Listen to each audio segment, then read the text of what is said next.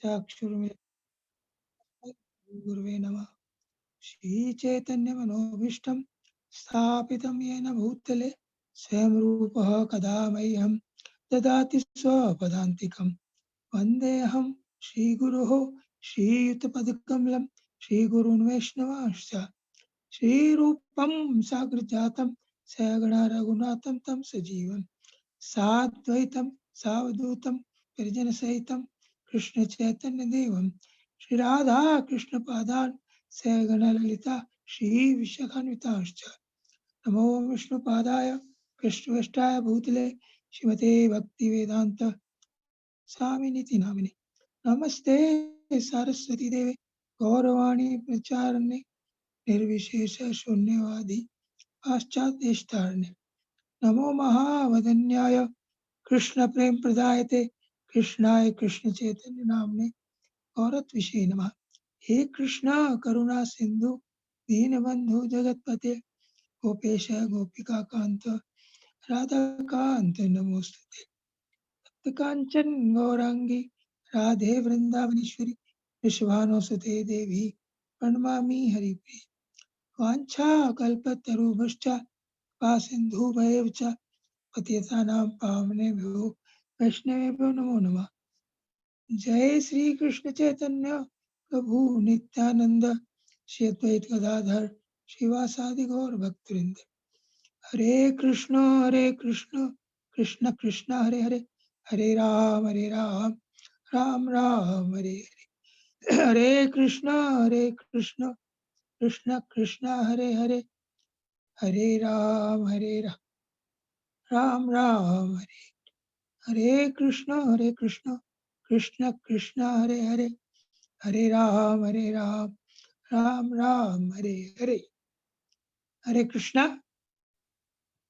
आप सबका इस क्लास में हार्दिक स्वागत है। पिछली 7 क्लासेस में हमने भक्ति की महिमा का और भगवान श्री कृष्ण की एक अति विशिष्ट गुण भक्तवत्सलता उसका वर्णन किया था। भक्ति के 6 विशेष गुण ने बताया। क्लेशाग्नि सभी प्रकार के क्लेशों को पापों को दुखों को जड़ से उखाड़ फेंकती है। शुभदा भक्ति मंगलकारी है, देवताओं के गुण प्रकट करती है, विशेष आनंद की अनुभूति देती है, सबको अच्छी लगती है। मोक्ष लघुकृता भक्ति के आगे मोक्ष जो है, जो ब्रह्म ज्योति में मिल जाना समा जाना, वो जो सुख है भक्ति के सुख के आगे एकदम नगण्य है। मोक्ष लघुकृता, मोक्ष के सुख को भक्ति बहुत छोटा कर देती। सांद्रानंद विशेषात्मा भक्ति हर प्रकार के सुखों से बढ़कर है। 3 प्रकार के विशेष रूप से सुख जाने जाते हैं इस भौतिक जगत के सुख। बहुत धन होना, पोजीशन होना, अच्छा परिवार होना, अच्छे मित्र होना, अच्छा स्वास्थ्य होना, इन सब से हमें सुख मिलता है। लेकिन भौतिक जगत का सुख अस्थाई है, टेम्परेरी है। अधिक से अधिक जब तक हमारी आयु बची हुई है 70, 80, 90, 100 साल, तब तक ही हम उसे भोग सकते हैं। उसके बीच में भी अनेकों प्रकार की बीमारियां, बुढ़ापा आता है। इसलिए अनइंटरप्टेड सुख नहीं है। इससे बड़ा सुख है स्वर्ग का सुख, जहाँ आयु यहाँ से हजारों गुना अधिक है, सुख की सुविधाएं भी बहुत है, वहाँ बीमारी भी नहीं है, बुढ़ापा भी नहीं है, अप्सराएं हैं, सोमरस है। लेकिन वहाँ की एक अवधि है, जितने हमने पुण्य किए हैं उसके हिसाब उतने दिन हम वहाँ रह सकते हैं। जब पुण्य समाप्त हो गए तो हमें वापिस इस भौतिक जगत में लौटना पड़ता। 5वां था श्री कृष्ण आकर्षण। भक्ति एक ऐसा साधन है जो भगवान श्री कृष्ण को अपनी ओर आकर्षित करता है। हमने बताया कि इस दुनिया में सबसे आकर्षक व्यक्ति कामदेव है, जिसका नाम है मदन। लेकिन भगवान श्री कृष्ण मदन को भी अपनी ओर आकर्षित करते हैं, इसलिए उनका नाम है मदन मोहन। राधा रानी जो भक्ति का मूर्तिमंत रूप है, सर्वश्रेष्ठ भक्त है, वो श्री कृष्ण को भी अपनी ओर आकर्षित करती है, इसलिए उनका नाम है मदन मोहन मोहिनी। तो कृष्ण आकर्षण। और छठा भक्ति का गुण हमने बताया सुदुर्लभा। जिस वस्तु में इतने सारे गुण हो तो निश्चित रूप से वो सरलता से नहीं मिलेगी। भगवान श्री कृष्ण अच्छी तरह से जांच करके, इवेल्युएट करके भक्तों को भक्ति देते हैं, देखकर कि उनमें, उनके मन में भक्ति के द्वारा कोई भौतिक उपलब्धियां प्राप्त करने की इच्छा तो नहीं है। और दूसरा, भक्ति हमें शुद्ध वैष्णव के संग से मिलती है। कृष्ण भक्ति जन्म मूल होए साधु संग। साधु की कृपा से, प्रभुपाद जैसे महाभागवत की कृपा से हमें भक्ति मिलती है। तो ये 6 गुण हमने भक्ति के बताए। और 7वें क्लास में हमने बताया था कि भगवान श्री कृष्ण कितने भक्त वत्सल हैं। थोड़ी सी कोई सेवा करे उनकी, उस पर बहुत प्रसन्न हो जाते हैं। सुदामा ने कुछ तंदुल दिए थे, लेकिन श्री कृष्ण ने उन्हें तीनों लोगों का राज्य दे दिया। द्रौपदी ने पट्टी बांधी थी श्री कृष्ण की उंगली पर। द्रौपदी की इतनी साड़ी उन्होंने उनकी रक्षा करने के लिए बढ़ाई। अनेक उदाहरण में मिलते हैं इस प्रकार के। तो जब ऐसी भक्ति उपलब्ध है, ऐसे भगवान श्री कृष्ण अवेलेबल है, तो हमें क्या करना चाहिए? हमारे मन में स्वाभाविक है कि इच्छा उत्पन्न होनी चाहिए कि हम भक्ति करें, हम भगवान श्री कृष्ण की शरण में जाएं। तो आज हम इच्छा, डिजायर, उसका क्या रोल है भक्ति में, उसके ऊपर थोड़ी चर्चा करेंगे। एक बार हिज डिवाइन ग्रेस ऐसी भक्ति स्वामी श्री प्रभुपाद मॉर्निंग वॉक करने गए थे। वो वापस आ गए थे, अपनी कार में बैठ गए थे। कार का दरवाजा बंद करने वाले थे, इतनी देर में उनका एक भक्त आया और दरवाजे के अंदर से मुंह डालकर पूछा, प्रभुपाद भक्ति में प्रगति कैसे की जा सकती? How can we progress in spiritual life? Shri Prabhupada ने इस प्रश्न का उत्तर बहुत बड़े किसी प्रवचन में नहीं दिया, एक पैराग्राफ में भी नहीं दिया, एक सेंटेंस में भी नहीं दिया, केवल एक शब्द में दिया। उन्होंने कहा कि डिजायर, और इच्छा होनी चाहिए। भक्ति में प्रगति हम कर सकते हैं यदि हमारी इच्छा है, तीव्र उत्कंठा है। इच्छा करना हमारा स्वभाव है। आत्मा इच्छा करने में स्वतंत्र है।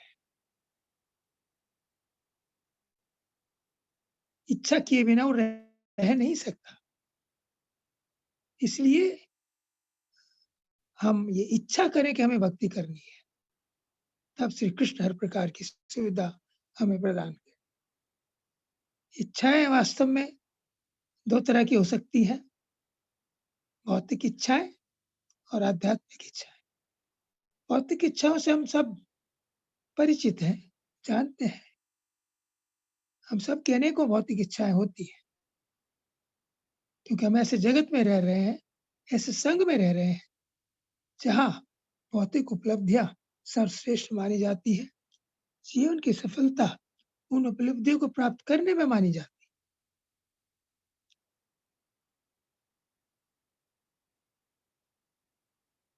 लेकिन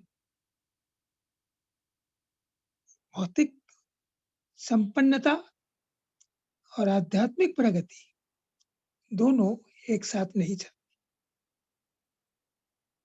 हम एक ही क्षेत्र में विशेष सफलता प्राप्त कर सकते हैं। श्री भक्ति सिद्धांत सत्य ठाकुर इस डिवाइन ग्रेस ऐसी भक्ति स्वामी प्रभुपाद जी के गुरु महाराज एक एग्जाम्पल दिया करते थे। एक बारात चली, उन्होंने नदी पार करके दूसरे किनारे जाना था, गांव दूसरे किनारे पर था। तो रात शाम के समय वो नाव में बैठे और सारी रात चप्पू चलाते रहे। जब सुबह उठे, देखा तो नाव वहीं की वहीं है जहाँ से चले थे। सब हैरान हो गए, क्या हुआ? तो उन्हें देखा तो पता लगा कि उन्होंने नाव का एंकर, लंगर, जो नाव को किनारे से बांध कर रखता है खूंटे से, वो नहीं खोला था। इसलिए उनका सारा जो परिश्रम है वो व्यर्थ गया।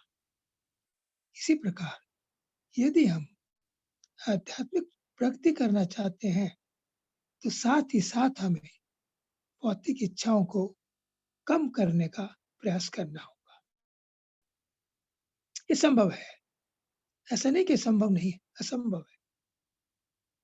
श्री प्रभुपाद जी के मूवमेंट में लाखों लोग ऐसा कर रहे हैं। और प्रभु गोस्वामी हमें बताते हैं कि भक्ति में प्रगति करने के लिए हमें क्या चाहिए। कृष्ण भक्ति रस भाविता मति कृताम कृताम यदि कुतोपि लभ्यते तत् लोल्यमपि मूल्यमेकलम जन्म कोटि सुकृति न लभ्यते। कि वो मन, वो बुद्धि, वो मति, वो हृदय जो हमें भगवान श्री कृष्ण की भक्ति की ओर लेकर जाए, खरीद लीजिए, खरीद लीजिए, खरीद लीजिए। जिस मूल्य पर भी मिले खरीद लीजिए। कृताम कृताम यदि कुतोपि लभ्यते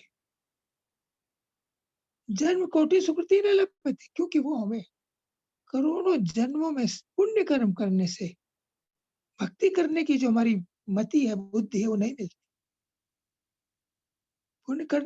पुण्य कर्म करने से हमें स्वर्ग मिल सकता है, स्वर्ग के सुख मिल सकते हैं। इस भौतिक जगत में हम धनी परिवार में पैदा हो सकते हैं, सुंदर हो सकते हैं, विद्यावान हो सकते हैं, लेकिन भक्ति प्राप्त करने के लिए पुण्य कर्म काफी नहीं है। तो फिर उसके लिए क्या चाहिए? रूप गोस्वामी बताते हैं तत् लौल्यम अपि मूल्यम एकलम। उसका एकमात्र जो मूल्य है वो लौल्यम। लौल्यम का मतलब तीव्र उत्कंठा, साधारण डिजायर नहीं, इंटेंस डिजायर, तीव्र उत्कंठा कि यस मुझे भक्ति करनी ही है। क्यों करनी है? हमने उसके कारण आपको पिछली 7 क्लासेस में बताए हैं। काफी है वो कारण हमें प्रेरणा देने के लिए कि हमें भक्ति क्यों करनी चाहिए। यदि हम भक्ति करते हैं, हमारे सारे जन्म मृत्यु जरा व्याधि आदि भौतिक आदि दैविक आध्यात्मिक सारे कष्ट मिल जाते हैं, मिट जाते हैं। न केवल कष्ट मिलते हैं बल्कि हमें भगवान के धाम की प्राप्ति होती है, जहाँ हम शाश्वत ज्ञान में आनंद में जीवन व्यतीत करते हैं भगवान श्री कृष्ण के साथ, उनके सखा के रूप में, उनके माता पिता के रूप में या गोपी के रूप में। इतना बड़ा लाभ उपलब्ध करने के लिए थोड़ी बहुत भौतिक इच्छाओं का त्याग कोई बहुत बड़ी कीमत नहीं है, लेकिन है कठिन ही काम।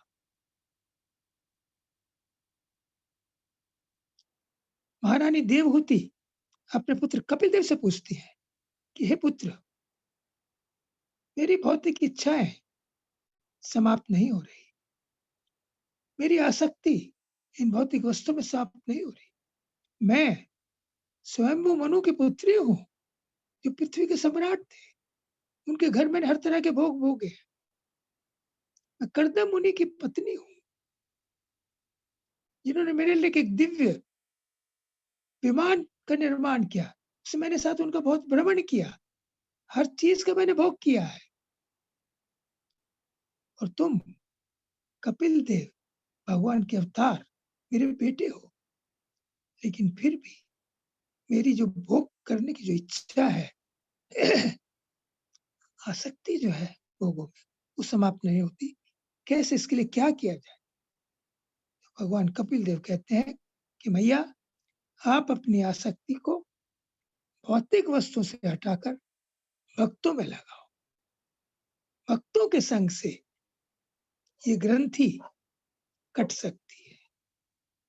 इसका एकमात्र साधन भक्तों का संग है। कृष्ण भक्ति जन्म मूल है साधु संग।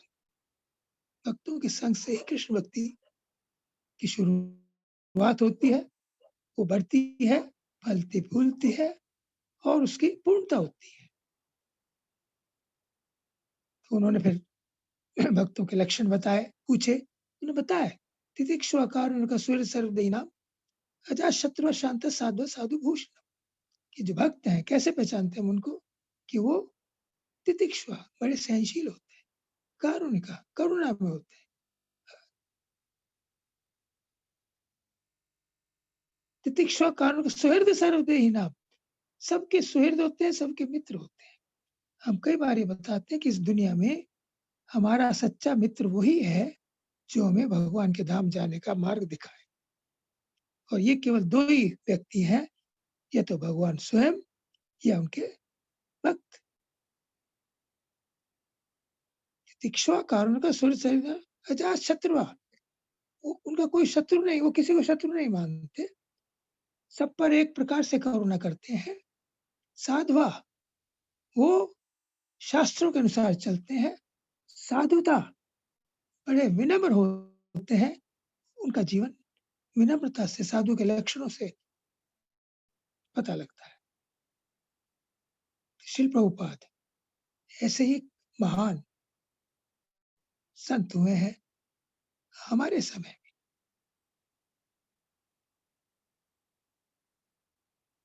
महाप्रभु भी, उनकी इच्छा क्या है? वो अपनी इच्छा व्यक्त करते हैं। न धनम न जनम न सुंदरी कविता व जगदीश काम है, मम जन्मनि जन्मनि ईश्वर भवतात भक्ति रहे तो की। कहते हैं कि हे कृष्ण, न धनम, मुझे धन नहीं चाहिए, न जन्म, न मुझे अनुयायी चाहिए, न धनम जन्म, न सुंदरी, न मुझे अच्छी पत्नी चाहिए, कविता, मुझे प्रसिद्धि भी नहीं चाहिए, मम जन्मनि जन्मनि ईश्वर, भले ही मेरा बार बार जन्म होता रहे, मुझे मुक्ति भी नहीं चाहिए। क्या चाहिए? मम जन्म जन्मनि ईश्वर भवतात भक्ति रहतु की, मुझे आपकी अहेतु की भक्ति चाहिए। अहेतु की का मतलब ये है कि हमें बिना किसी भौतिक लाभ की इच्छा के, ऐसी भक्ति को अहेतु की भक्ति कहा। केवल आध्यात्मिक प्रगति के लिए भक्ति की जानी चाहिए। तो वो भक्ति जो है, क्या है वो?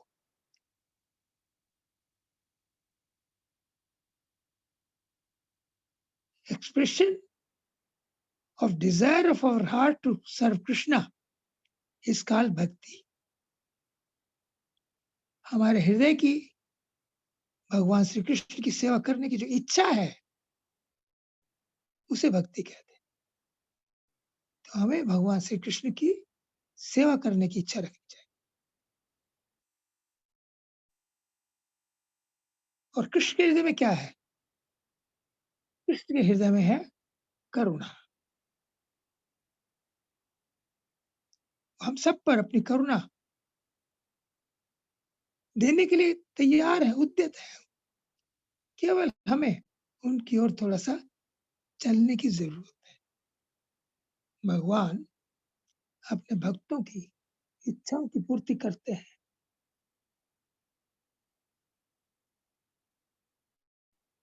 तो हमारी इच्छा सेवा करना, भगवान की इच्छा करुणा करना।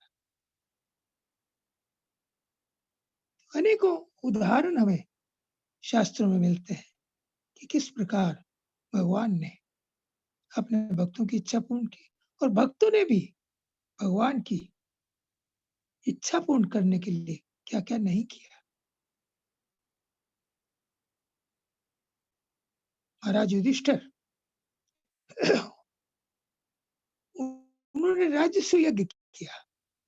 राजस्व यज्ञ ऐसा होता है जिसके करने के बाद व्यक्ति, राजा, सारी पृथ्वी का सम्राट बन जाता है।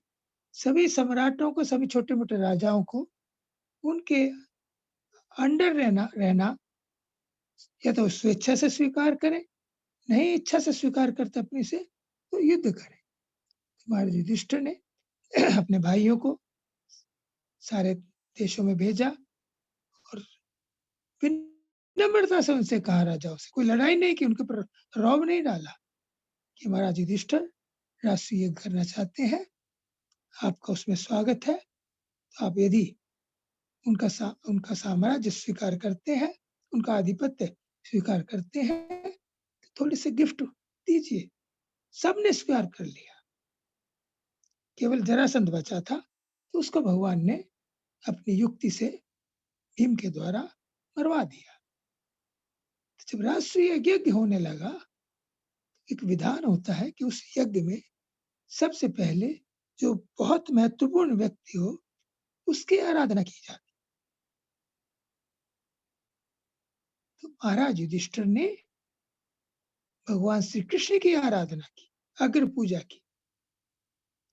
वास्तव में उन्होंने जो राष्ट्रीय यज्ञ था, ये केवल स्थापित करने के लिए किया था कि भगवान श्री कृष्ण ही सारी सृष्टि में, सारी भूमि पर सर्वश्रेष्ठ व्यक्तित्व हैं। उन्हीं की सबको आराधना करनी चाहिए, उन्हीं की सबको भक्ति करनी चाहिए। उस राजसूय यज्ञ का एकमात्र प्रयोजन यही था, क्योंकि महाराज युधिष्ठिर भगवान श्री कृष्ण के परम भक्त हैं।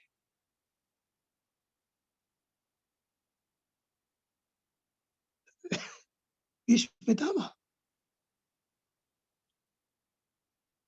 वो कौरवों की ओर से लड़े, अधर्म की ओर खड़े हो गए। क्यों? क्योंकि श्री कृष्ण की ऐसी इच्छा थी। श्री कृष्ण दुनिया को दिखाना चाहते थे कि यदि अधर्म की ओर कोई भी खड़ा होता है, चाहे वो भीष्म पितामह जैसा व्यक्ति क्यों ना हो। भीष्म पितामह में कितने गुण थे? शस्त्र विद्या में सर्वश्रेष्ठ थे वो, परम ज्ञानी थे वो, परम वीर थे, बाल ब्रह्मचारी थे।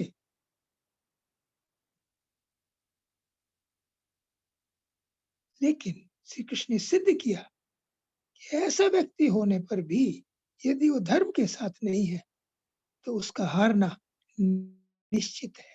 और भगवान और भीष्म पितामह ने ये सेवा जानबूझकर स्वीकार की, इससे कृष्ण प्रसन्न होंगे। हालांकि इतिहास में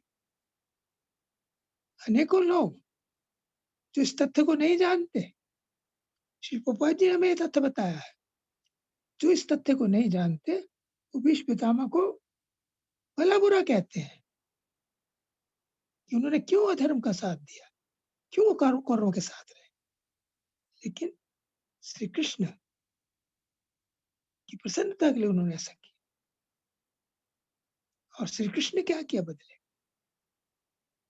जब भीष्म पितामह शरसैया पर लेटे हुए थे, उनकी इच्छा थी कि जब मैं प्राण त्यागूं तो भगवान श्री कृष्ण मेरे सामने हो। कृष्ण उनकी इच्छा को जानते थे। और महाभारत के युद्ध के बाद, महाभारत युद्ध से पहले अर्जुन को विषाद हुआ था, दुख हुआ था कि इस युद्ध में इतने लोग मारे जाएंगे, मेरे संबंधी मारे जाएंगे, मेरे गुरुजन मारे जाएंगे, क्या लाभ है इस युद्ध का, मेरे मित्र मारे जाएंगे, मैं नहीं लड़ूंगा। उन्हें विषाद योग हुआ था। श्री कृष्ण ने उन्हें गीता का ज्ञान दिया, उनका मोह दूर हो गया। नष्ट मोह स्मृति लब्ध्वा तत्प्रसाद मया अच्युता स्थितोस्मि गत्सन्देह करिष्ये वचनम था। अर्जुन का मोह दूर हो गया।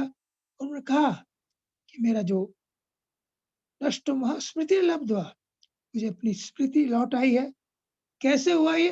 तत्प्रसादात मया अच्युत, हे अच्युत ये आपकी कृपा से हुआ। गत्सन्देह,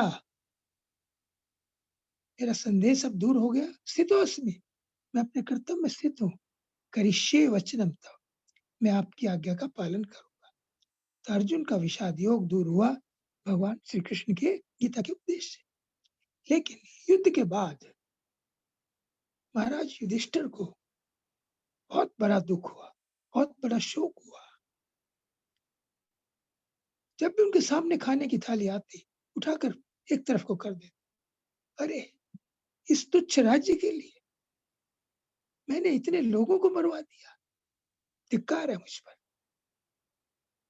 अपने आप को वो कोसते रहते, दुखी थे, परेशान। श्री कृष्ण ने उन्हें समझाया कि नहीं समझ में आया। व्यासदेव ने समझाया, नहीं समझ में आया। और अनेकों महात्मा उन्होंने समझाया, नहीं समझ में आया। इस श्री कृष्ण उन्हें पांचों पांडवों को, द्रौपदी को लेकर भीष्म पितामह के पास, वो ये यश भीष्म पितामह को देना चाहते थे कि भीष्म पितामह की शिक्षा से युधिष्ठिर का शोक दूर हुआ, और ऐसा ही हुआ। भीष्म पितामह ने बताया कि युधिष्ठिर, तुम अपने आप को इसका कर्ता मान रहे हो। ये जो माधव खड़े हैं, इस सब के कर्ता यही है। इनकी इच्छा से ही सब कुछ होता है। ये ऐसा चाहते थे कि धर्म के सिद्धांतों की स्थापना हो। तब महाराज युधिष्ठिर का भीष्म पितामह के संदेश से, उनकी शिक्षा से उनका शोक दूर हुआ। और फिर भीष्म पितामह ने भगवान श्री कृष्ण प्रार्थना की कि कृष्ण, अब मेरा समय हो रहा है, मैं प्राण त्यागना चाहता हूं, तो तुम मेरे सामने खड़े रहो। और श्री कृष्ण ने भीष्म पितामह की इस इच्छा को पूर्ण किया। भीष्म पितामह एक महाजन है, परम भक्त है। भक्त भगवान के लिए बहुत कुछ करते हैं, उनकी प्रसन्नता के लिए सब कुछ करते हैं। और श्री कृष्ण भी अपने भक्तों की प्रसन्नता के लिए सब कुछ करने के लिए तैयार है।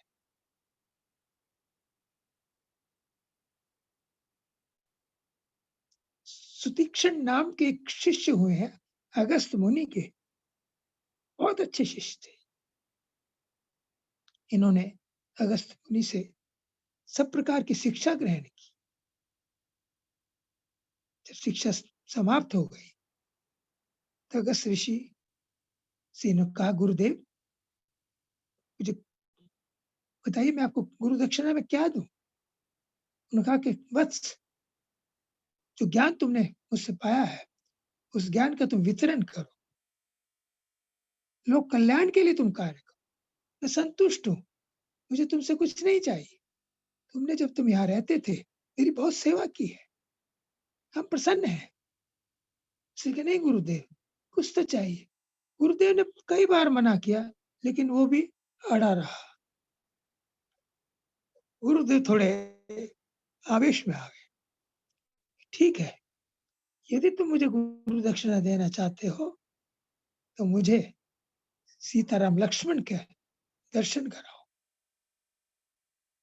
ठीक है गुरुदेव, अब आपके दर्शन में भगवान को लेकर ही करो। सुतीक्षण भगवान श्री कृष्ण का, सीताराम लक्ष्मण जी का ध्यान करने लगे, उनकी आराधना करने लगे, उनकी पूजा करने लगे, उनकी समाधि लग जाती थी, अपने हृदय में उनके दर्शन करते थे। जब भगवान राम, लक्ष्मण, सीता जी वन में आए, वनवास में आए, प्रयागराज से चले, तो वो सुतीक्षण की कुटिया पर पहुंचे। सुतीक्षण अपने हृदय में भगवान के दर्शन कर रहे हैं, उन्हें कोई बाह्य ज्ञान नहीं है। भगवान ने उन्हें हिलाया, फिर भी कोई फर्क नहीं पड़ा। फिर श्री राम ने अपनी जो मूर्ति उनके हृदय में थी, उसको हटा दिया। जब मूर्ति अंदर से हट गई, तब सुतीक्षण ने आंखें खोली, देखा कि बाहर श्री सीताराम लक्ष्मण खड़े, चरणों में गिरा, प्रणाम किया, आराधना की। भगवान बड़े प्रसन्न हुए। सुदीक्षण सुदीक्षण कुछ वर मांग लो। कहने मुझे कुछ नहीं चाहिए। बिना मांगे उसे भगवान श्री कृष्ण ने अपनी प्रेमा भक्ति प्रदान की, भगवान राम ने।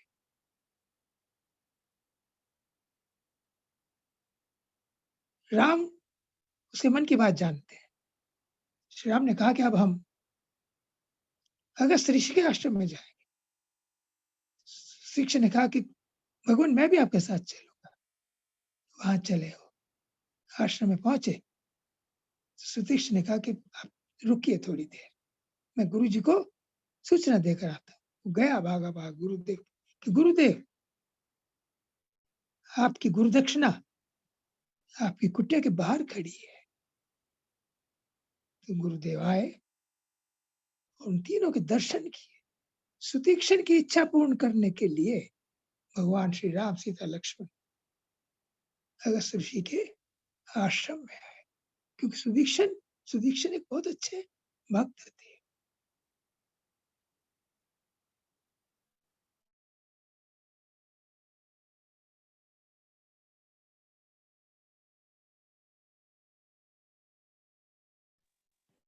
मिथिला के नरेश महाराज बहुलाश्व थे।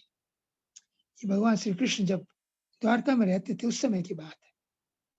मिथिला तत्व ज्ञानियों की नगरी है। महाराज विदेह इसी में हुए हैं।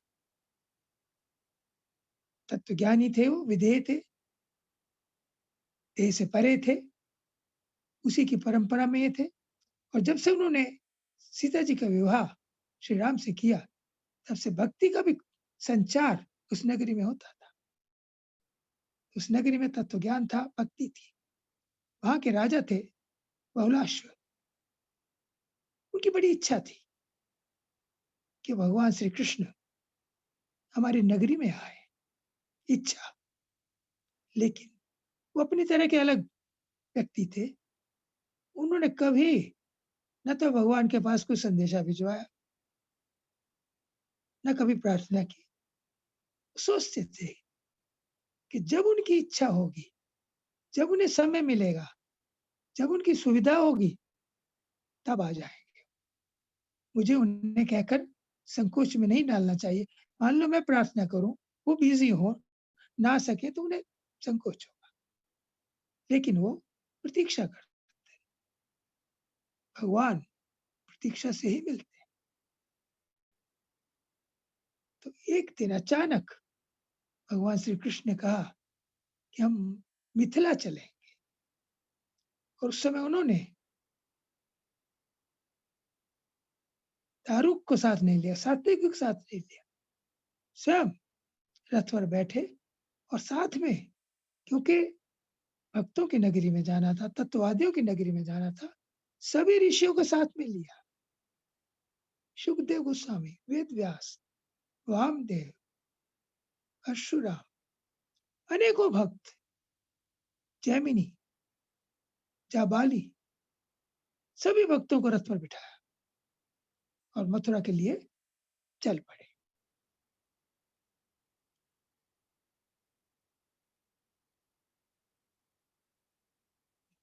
द्वारका से मथुरा, द्वारका से मिथिला, यदि भगवान श्री कृष्ण चाहते तो कुछ ही घंटों में पहुंच सकते थे।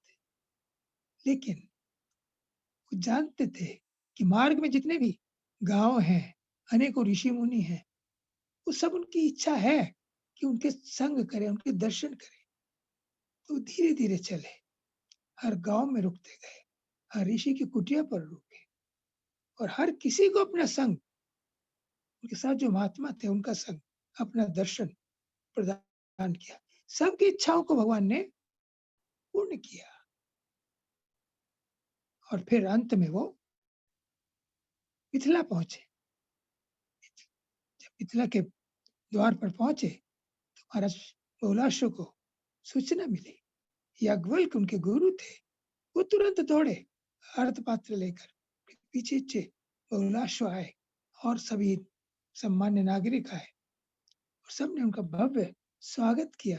भगवान श्री कृष्ण का स्वागत किया, ऋषियों का स्वागत किया और हाथ जोड़कर महाराज बहुलाश्व ने प्रार्थना की कि भगवान हमारे महल में आइए, कुछ दिन वहां रहिए।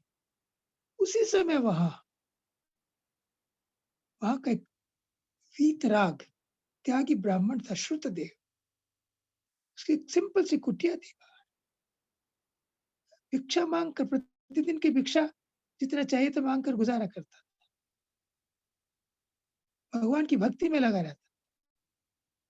उसे भी भगवान की प्रतीक्षा थी। उसकी भी इच्छा थी कि भगवान उनके कुटिया पर आए।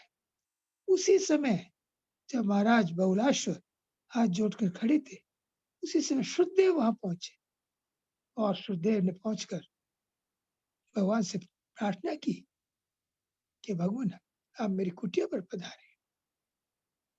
दोनों व्यक्ति बहुलाश्व, महाराज बहुलाश्व और शुद्धदेव भगवान से प्रार्थना कर रहे हैं और दोनों की इच्छा पूर्ण करने के लिए एक रथ महाराज बहुलाश्व के भवन की ओर चला और एक और रथ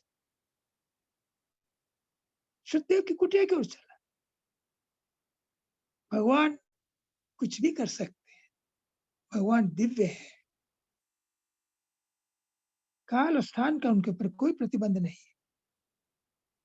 दोनों रथों में कृष्ण विराजमान थे, वही उतने ही साधु ऋषिगण थे। तो महाराज बहुलाश्व में भगवान श्री कृष्ण का, उनके जो सात महात्मा थे उनका बहुत आदर सत्कार किया और 1 महीने वो वहां रहे। और इधर श्रुतदेव, वीतराग ब्राह्मण जैसे रथ उनकी कुटिया पर पहुंचा, वो भूल गए कि उन्हें कुछ करना भी है।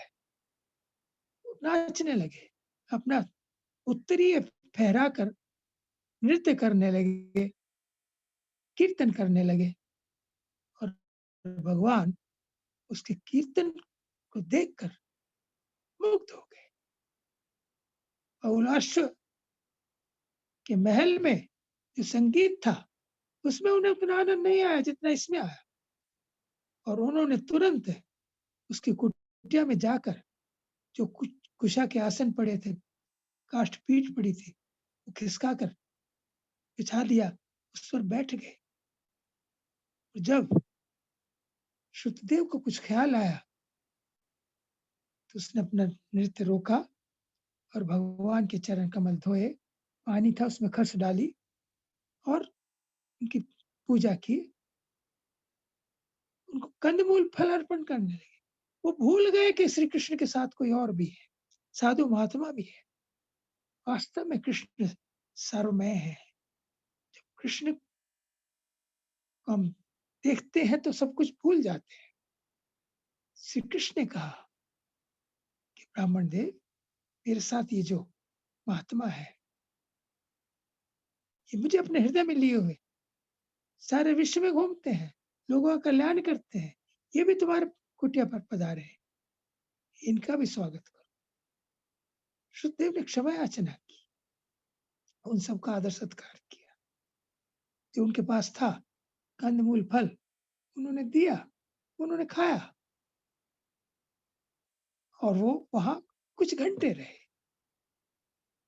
चले गए।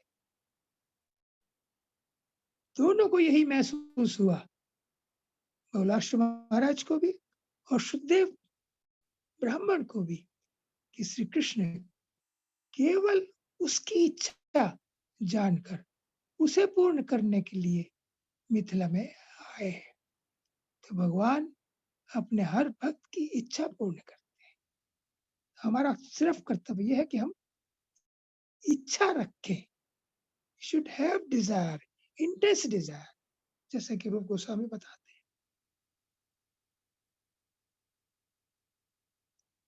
केवट जिन्होंने भगवान श्री राम को गंगा पार उतारा, उनकी कथा बड़ी अच्छी है इस बार। वो पिछले जन्म में एक कछुआ थे और क्षीर सागर में वो रहते थे, कछुए का रूप।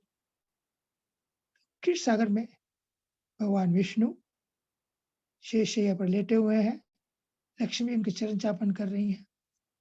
उस कछुए को कुछ नीला नीला प्रकाश दिखाई, भगवान के चरणों से निकल रहा।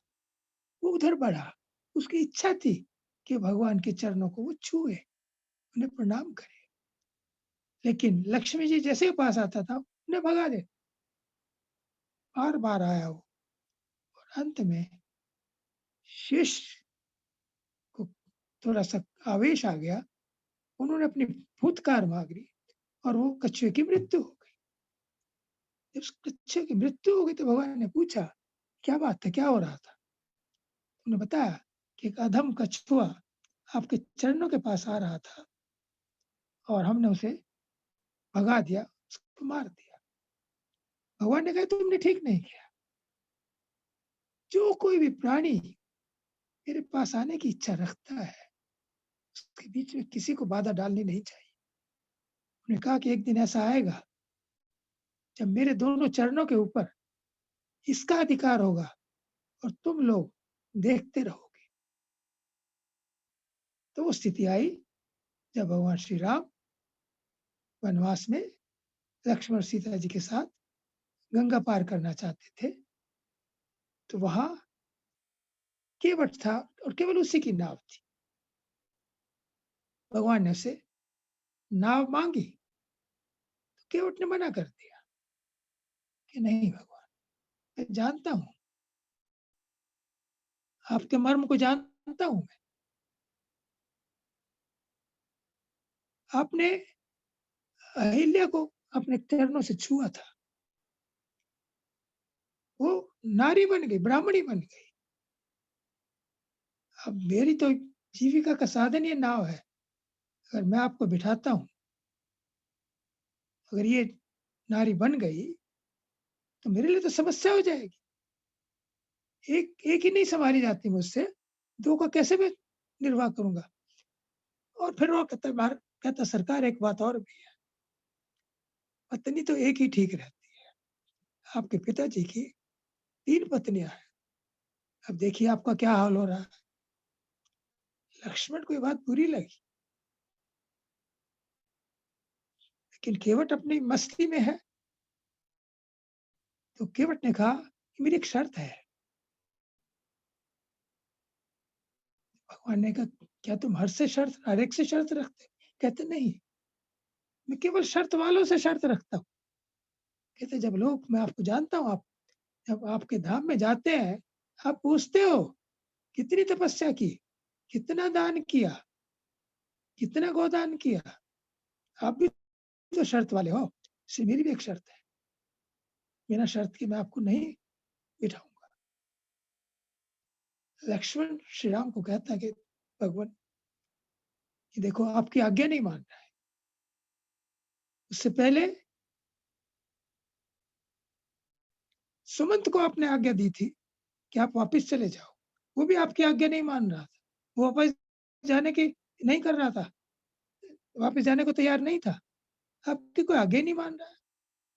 श्री राम ने कहा कि इस परिस्थिति का जो मंगलाचरण है, वो तो अयोध्या में ही हो गया था। लक्ष्मण ने पूछा कैसे? ने कहा कि तुम कह रहे थे मैं तुम्हारे साथ जाऊँगा। जब मैंने कहा कि तुम ना जाओ, तुमने मेरी आज्ञा मानी थी क्या? नहीं मानी। सीता जी को मैंने कितना समझाया कि जंगल में मत जाओ, वन में मत चलो। उन्होंने मेरी आज्ञा मानी? नहीं मानी। वहीं से शुरू हो गई बात, तो फिर चलती रही। तो केवट से पूछा भगवान ने कि तुम्हारी शर्त क्या है? केवट ने कहा कि मैं आपके चरणों को पखारना चाहता हूँ, धोना चाहता हूँ और इसके अतिरिक्त मैं आपसे कुछ नहीं माँगूँगा। मैं आपसे उतराई नहीं लूँगा। मैं आपके पिताजी की सौगंध खाता हूँ कि मैं आपसे उतना ही लूँगा। जब दशरथ की सौगंध खाई, लक्ष्मण को बहुत बुरा लगा कि भगवान ये बार हमारे पिताजी का नाम लेता है। केवट कहता है कि मैं केवल आपकी सौगंध खाता हूँ, आपके पिता की साथ। कि 2 ही सत्यवादी व्यक्ति हैं। आपने सत्य के लिए अयोध्या का राज्य छोड़ दिया और आपके पिताजी ने सत्य की रक्षा के लिए आपको त्याग दिया। लक्ष्मण ने बाण निकाल लिया। केवट निडर है। वो कहता, "आप चलाइए बाण, मैं तो गंगा के किनारे हूँ। गंगा के किनारे प्राण त्यागूँगा। श्री राम के दर्शन करते हुए प्राण त्यागूँगा। श्री राम के भाई के हाथ से प्राण त्यागूँगा, तो मेरा तो मोक्ष पक्का है। लेकिन आप देख लीजिए, मेरी पत्नी और बच्चे रोते हुए आएँगे। उनका कोई और अवलंबन नहीं है। वो मेरा क्रियाक्रम आपको करना पड़ेगा, आपको 13 दिन गाँव में रहना पड़ेगा। राम कहते छोड़ो, छोड़ो, लक्ष्मण तुम चुप हो जाओ, जो ये कहता है करने दो इसे। तो केवट ने भगवान जब मान गए, अपने घर गया और अपनी पत्नी से कहा कि हमें कठौता चाहिए, लकड़ी का बर्तन चाहिए, राम के चरण धोने। तो उनकी पत्नी ने कहा कि स्वामी, हम बहुत धनी नहीं है, सोने-चांदी के बर्तन नहीं है हमारे पास, लेकिन तांबे और पीतल के तो हैं, वो ले चलते हैं। मैंने कहा नहीं, काठ के बर्तन में एक गुण होता है कि उसमें जो उनका चरणामृत है, कई दिन तक रहेगा, सोख लेता है। तो उसी में हम आटा गूँथ कर रोटी बनाया करें। ले आए, भगवान के चरण धोए, भगवान को कठौते में चरण रखे। भगवान थोड़ा हिलने लगे, एक पाँव पर खड़े थे, एक पाँव उसके हाथ में था। तो राम ने कहा कि थोड़ा ठीक से करो। मैंने कहा ऐसा कीजिए आप मेरा सिर पकड़ लीजिए, फिर आप स्टेबल हो जाएँगे। तो श्री राम ने केवट का सिर पकड़ लिया। केवट बड़ा बुद्धिमान है, वो चाहता था कि भगवान का आशीर्वाद मुझे मिले, इनके हाथ मेरे सिर पर है। तो जब केवट उनके चरण धो रहा था, इस स्थिति में भगवान ने केवट को पकड़ा हुआ था गिरने से बचने के लिए। भगवान की आँख से एक आँसू निकला और वो केवट के सिर पर गिरा। केवट ने नोट किया, कहा कि सरकार, क्या मैं आपके पाँव बहुत ज़ोर से रगड़ रहा हूँ? आपको बहुत कष्ट हो रहा है? मैंने कहा नहीं केवट, मैं तो ये सोचता था कि मैं ही सारी दुनिया को सहारा देता हूँ, लेकिन आज मैं देखता हूँ कि मेरे भक्त भी मुझे सहारा देते हैं, मेरे भक्त मुझे गिरने से बचा रहे हैं। ये सोचकर मेरी आँख में आँसू आ गए। केवट ने भगवान के चरण पखारे और उस चरणामृत को उन्होंने अपने परिवार को दिया, गाँव वालों को बुलाया। भगवान कह रहे जल्दी करो। केवट कहता रुकिए, जल्दी की क्या बात है? आपने कैकेयी मैया ने यही कहा ना कि आप 14 साल वन में रहना। ये तो नहीं कहा कि कितने दिन कहाँ रहना है। कहता पहले मैं अपने परिवार वालों को उतारूँगा, फिर गाँव वालों को उतारूँगा, फिर मैं अपने पितरों को उतारूँ। उसके बाद लक्ष्मण को बड़ा क्रोध आ रहा है, लेकिन राम ने कहा कि तुम चुप करो, इसको करने दो, ये करता है।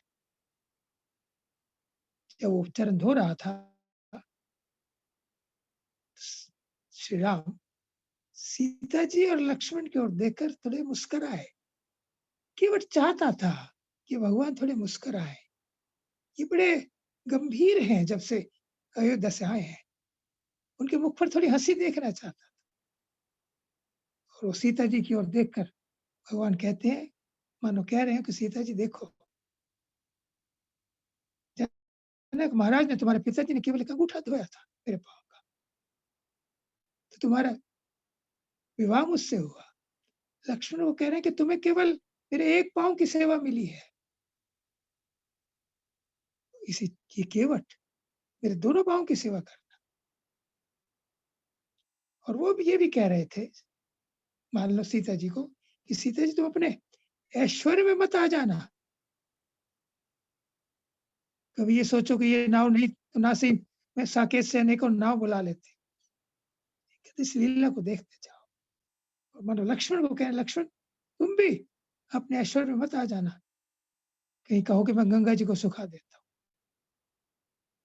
इस प्रकार मधुर भाव का आदान-प्रदान मुख्य रूप से हुआ और केवट ने अपने पितरों को पार किया, अपने गाँव वालों को पार किया और अपने परिवार वालों को पार किया। फिर उसने गंगा पार ले गया। कई चक्कर कटवाए भगवान को। भगवान ने कहा, तुम इतने चक्कर क्यों कटवा रहे हो? उसने कहा, भगवान 3-4 चक्कर में घबरा गए। आप जीवात्माओं को 84 लाख के चक्कर कटवाते हैं। कितना उनको कष्ट होता होगा, मैं आपको थोड़ा समझाने के लिए ऐसा कर रहा। तो केवट जब पार उतर गया तो उन्होंने भगवान को दंडवत पार उतर कर किया। पहले कुछ नहीं किया, ना प्रणाम, कोई नमस्ते, कुछ नहीं। क्योंकि जानता था यदि मैंने इनको प्रणाम कर दिया, मुझे इनकी बात माननी पड़ेगी। इसलिए केवट ने गंगा पार उतर कर भगवान को प्रणाम किया। भगवान ने जब कुछ देना चाहा तो उसने मना कर दिया कि इस समय सीता जी ने अपने अंगूठी निकाल कर तो मना कर दिया कि नहीं, जब आप राजा बनोगे तब आप जो दोगे मैं ले। इस प्रकार भगवान ने उस केवट की इच्छा पूर्ण की है जो पिछले जन्म में कछुआ था। भगवान के चरण कमल को अपने हाथों से छूना चाहता था, पकड़ना चाहता। चैतन्य महाप्रभु वृंदावन में गए। गोवर्धन पर्वत के ऊपर श्रीनाथ जी का विग्रह था। महाप्रभु की इच्छा हुई कि मैं उनके दर्शन करूं, लेकिन महाप्रभु गोवर्धन को साक्षात कृष्ण मानते थे, हैं भी, वो पर्वत पर चढ़ना नहीं चाहते, तो उनकी इच्छा कैसे पूरी हो? तो भगवान ने गांव में एक अफवाह फैला दी कि यवन शासक के कुछ सैनिक आ रहे हैं और गांव में ध्वंस मचाएंगे। तो गांव वाले उस मूर्ति को वहां से उतार कर एक घर में ले आए। और जब मूर्ति उस घर में आ गई श्रीनाथ जी की, तो वहां चैतन्य महाप्रभु ने उस मूर्ति के दर्शन किए। तो महाप्रभु एक भक्त की भूमिका में है।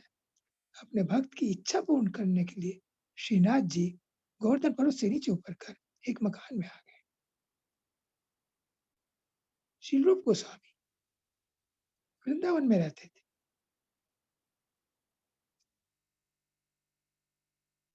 बिल्कुल निष्किंचन भाव से रहते थे। तो एक दिन उनको सूचना मिली कि उनके बड़े भाई सनातन गोस्वामी आ रहे हैं। उनके मन में इच्छा हुई कि यदि खीर का इंतजाम हो जाता तो मैं उन्हें खीर खिलाता, लेकिन वहां कुछ नहीं था। तुरंत एक बालिका आई, दूध लाई, चीनी लाई, चावल लाई, मेवा लाई। लो बाबा खीर बना लो। उनका बेटी मुझसे तो बनती नहीं, तुम ही बना दो। उन्होंने बनाई, बनाकर वो चली गई। सनातन गोस्वामी आए, रूप गोस्वामी ने भोग लगाया अपने इष्ट देव गोविंद देव जी को, और फिर प्रसाद सनातन गोस्वामी को अर्पण किया। सनातन गोस्वामी ने जो वो खीर खाई, तो ऐसा स्वाद उन्होंने जीवन में कभी नहीं चखा था। वो हैरान रह गए। पूछा, रूप ये खीर कहाँ से आई? रूप गोस्वामी ने सारी बात बताई। सनातन गोस्वामी ने कहा, रूप गोस्वामी, बालिका और कोई नहीं थी, वो राधा रानी थी। तुम्हारी इच्छा पूर्ति करने के लिए वो आई, दूध लेकर आई, चावल लेकर आई, मीठा लेकर आई, ड्राई फ्रूट लेकर आई और खीर बनाई। तुम्हारे लिए उन्होंने इतना कष्ट सहा। वैष्णव जो गौड़िया सिद्धांत है, उसके हिसाब से हम भगवान को कष्ट देना नहीं चाहते, भगवान से सेवा नहीं लेना चाहते। तो तुम्हें इस प्रकार की इच्छा नहीं करनी चाहिए, तुम्हें भगवान की सेवा करनी चाहिए। फिर कभी ऐसी इच्छा मत कर। जिस प्रकार भक्त भगवान की सेवा करने के लिए इच्छा रखता है, तत्पर रहता है, उसी प्रकार भगवान भी भक्त की इच्छा पूर्ति करने के लिए सदा मौका ढूंढते रहते हैं, तलाश करते हैं। ये जो इच्छा का आदान प्रदान है, भगवान की इच्छा भक्त को प्रसन्नता प्रदान करना, भक्त की इच्छा भगवान की सेवा, ये बड़ा प्रेम का विनिमय है, प्रेम का एक्सचेंज है। तो भक्ति की शुरुआत के लिए, भक्ति की प्रगति के लिए हमारे मन में तीव्र उत्कंठा, इंटेंस डिजायर होनी चाहिए। और उसकी जो प्रेरणा है, हमने बताई, जो हमने आपको इतनी कथाएं सुनाई, पिछली क्लासेस में जो भक्ति की महिमा बताई, भगवान श्री कृष्ण की भक्त वत्सलता बताई, इतना लाभ हमें आध्यात्मिक इच्छा क्रिएट करने से मिलता है, तो फिर भौतिक इच्छा को कम करके धीरे धीरे हमें आध्यात्मिक इच्छा को बढ़ाना चाहिए। और ये हो सकता है साधु संग से, उन भक्तों के संग से जिन्होंने ये इच्छा कल्टीवेट कर चुके हैं। और प्रभुपाद जी की कृपा से हमारी संस्था में, इस्कॉन में अनेकों ऐसे भक्त हैं जो पूरी तरह से भगवान की सेवा में लगे हुए हैं। उनकी जो भौतिक इच्छाएं हैं बहुत मिनिमल है, बहुत कम है, just to keep the body and soul together. तो सिंपल लिविंग, हाई थिंकिंग का प्रिंसिपल अपनाते हुए हम अपनी इच्छा को भगवान की सेवा में लगाएं। यदि ऐसा करेंगे तो हम भक्ति में बहुत जल्दी जल्दी प्रगति करेंगे। हरे कृष्णा, धन्यवाद, thank you very much. Hare Krishna, thank you very much प्रभु जी। किसी का कोई प्रश्न हो तो पूछ सकते हैं, चैट बॉक्स में लिख सकते हैं या बोल भी सकते हैं।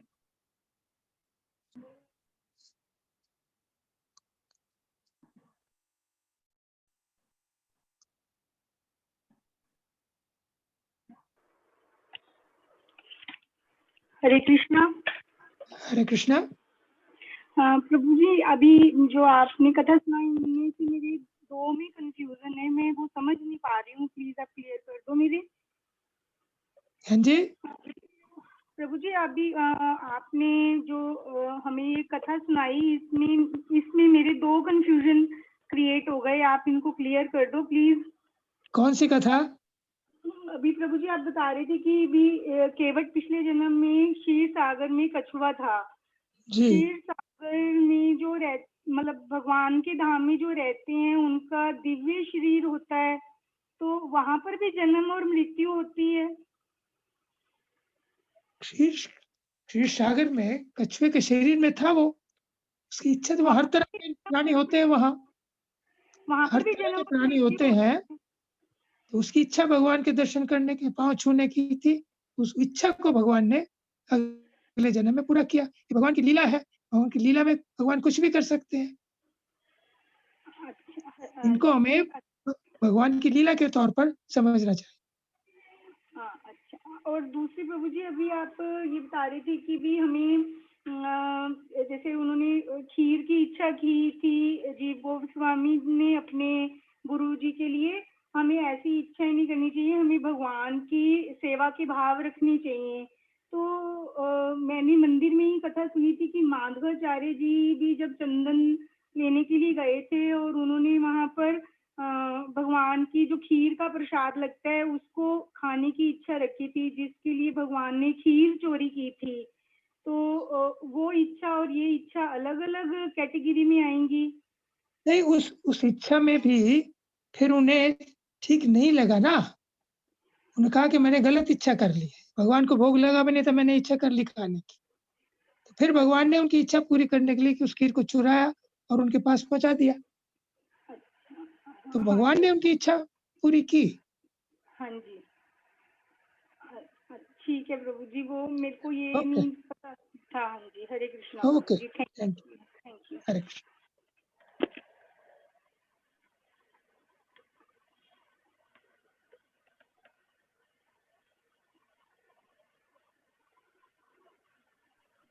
हरे कृष्णा। और किसी का कोई प्रश्न?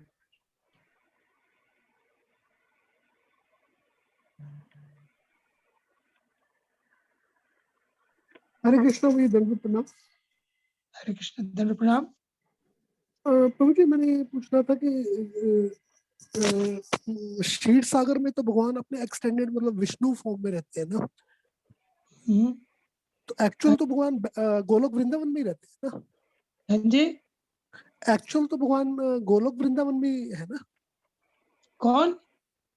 कृष्णा एक्चुअल जो है वो तो गोलोक वृंदावन में ही रहते हैं ना मुझे। हाँ, कृष्ण गोलोक वृंदावन में रहते हैं, क्षीर और जो सागर में क्षीर, रहते हाँ हैं। क्षीर सागर में वो विष्णु फॉर्म है ना। हाँ जी, लेकिन इनमें कोई अंतर नहीं है तत्व की दृष्टि से। हाँ जी भाई। राम, विष्णु, कृष्ण तत्व की दृष्टि से एक है। हाँ जी भाई, ठीक है भाई, हरे कृष्ण।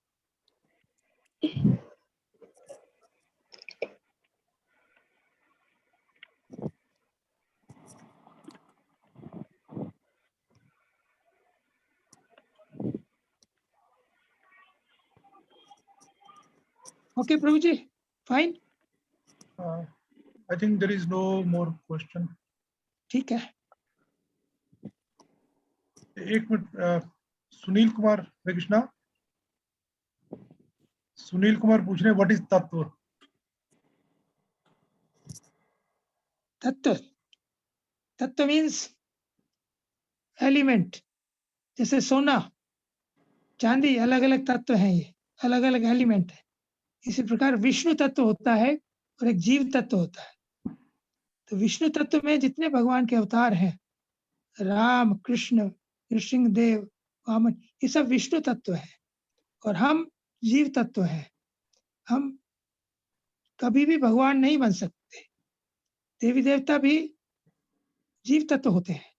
तो जो भगवान के भिन्न अंश हैं, छोटे हैं, वो जीव तत्व है। लेकिन भगवान के जो अपने तत्व से निकलते हैं, भगवान की तरह ही होते हैं वो। जैसे सोने के अलग अलग आभूषण बना लीजिए, शेप अलग है लेकिन है वो एक ही। इस तरह से विष्णु तत्व एक तत्व है। कृष्ण, राम, विष्णु, नृसिंहदेव, ये सब उसी तत्व के अवतार हैं। तत्व का मतलब ये है। केश शर्मा प्रभु जी को पूछना आते हैं। जी,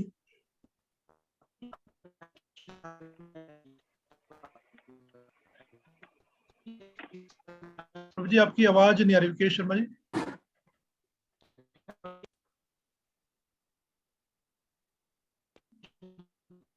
प्रभु जी आपकी आवाज नहीं आ रही।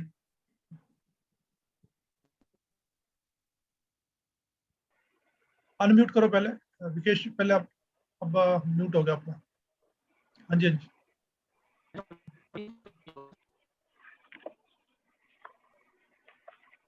मुझे तो नहीं सुन रहा, आपका शायद माइक खराब है। फिर चैट बॉक्स में लिख दो।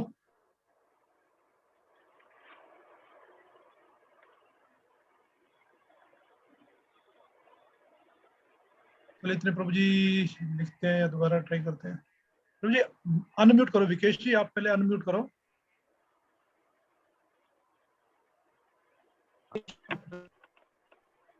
आपका माइक में प्रॉब्लम है कुछ।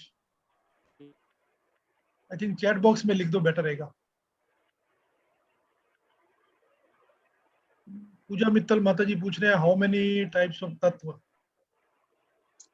या विष्णु तत्व, जीव तत्व और भगवान शंकर का एक अपना तत्व है। 3 तत्व है।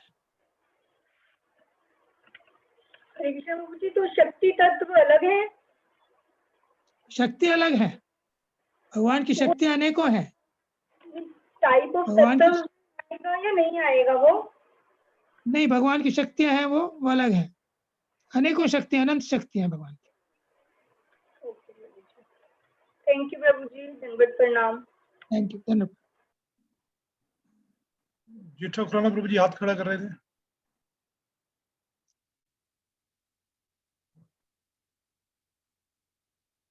यस प्रभु जी।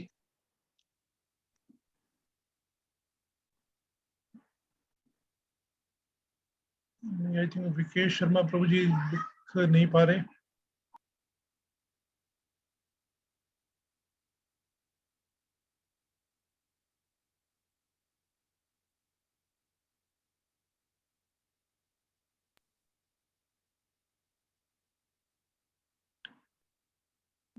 प्रभु जी पूछ रहे हैं क्षितिज सागर में कच्छप की तरह कैसे जीव होते हैं? क्षीर हाँ जी। सागर में, क्षीर सागर में कच्छप की तरह कैसे जीव होते हैं? क्षीर सागर में जो सागर में जीव होते हैं उसी तरह के जीव होते हैं।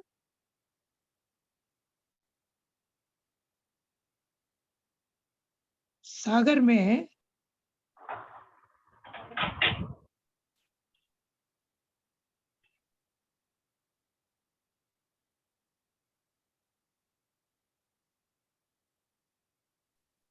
हरे कृष्णा। हरे कृष्णा प्रभु जी, दंडवत प्रणाम। धन्यवाद, प्रणाम। हाँ जी अखिलेश प्रभु। यस प्रभु जी। प्रभु जी, जैसे विष्णु तत्व, जीव तत्व और शिव तत्व बोले या शंकर तत्व, जो 3 तत्व बताए आपने, जी हाँ जी। तो शिव तत्व भी बोल सकते हैं प्रभु जी? 3 तत्व हो गए। हाँ जी। अच्छा, तो एक गुरु तत्व भी होता है प्रभु जी, जो अभी अपनी जो क्लासेस चल रही है उसमें गुरु तत्व आता है। गुरु जो है वो जीव तत्व ही है, जिनमें विशेष जी शक्ति होती है लोग भक्तों को गाइड करने की, भक्ति की, उनको गुरु तत्व बोलते हैं। है वो जीव तत्व ही, बेसिकली गुरु जो है वो जीव तत्व ही है।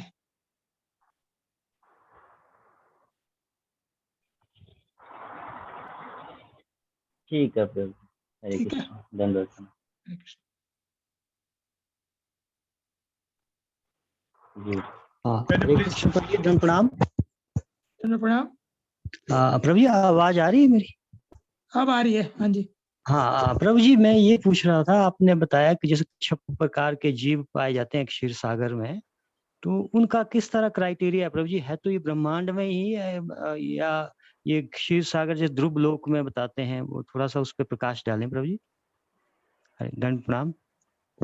सागर वो सागर है जहाँ क्षीरोदक विष्णु रहते हैं,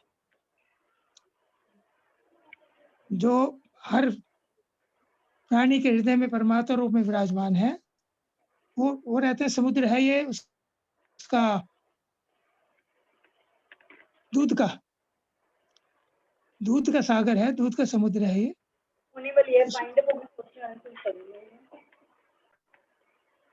तो उसमें भगवान विष्णु विराजमान रहते हैं, तो उसमें अनेकों प्रकार के जीव होते होंगे।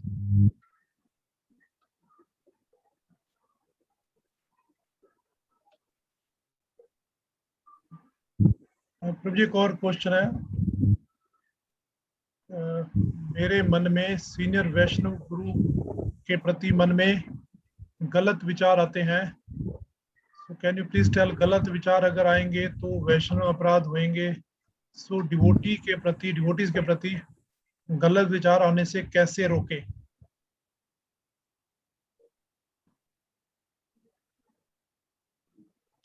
आप भक्तों के गुण देखिए, दोष मत देखिए।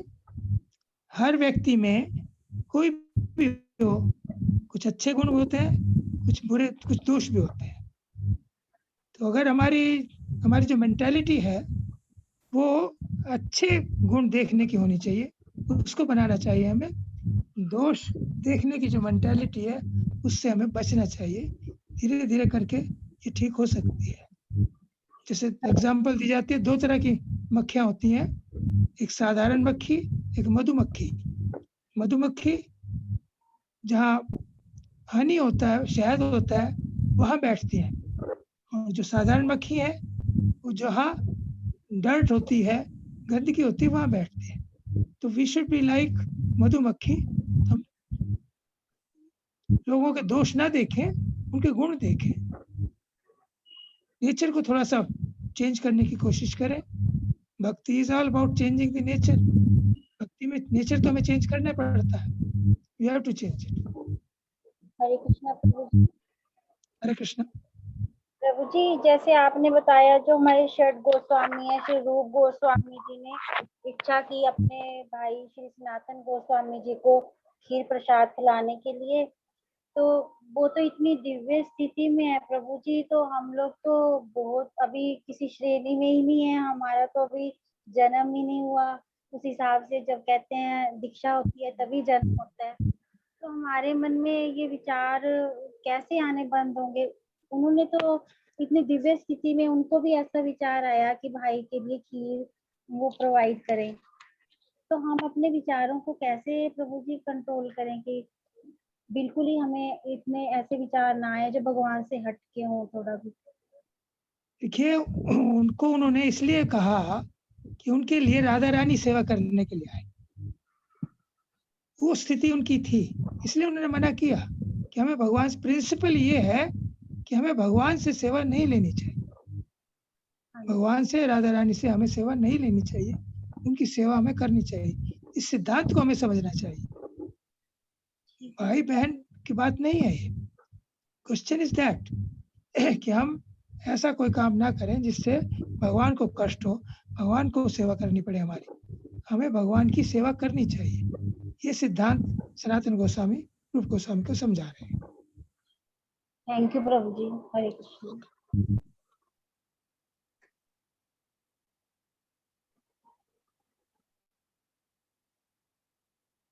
प्रभु जी और कोई क्वेश्चन नहीं है? Okay Prabhu ji, thank thank you, you. Thank you very much. Shri Prabhupada की जय, जय हरे श्री कृष्ण राधा प्रभु माधव जी। की जय जय, चैतन्य महाप्रभु की जय। श्री प्रभुपाद 125 आविर्भाव तिथि महोत्सव की जय। जय all glories to assembled devotees, Hare Krishna. Hare Krishna. All glories to assembled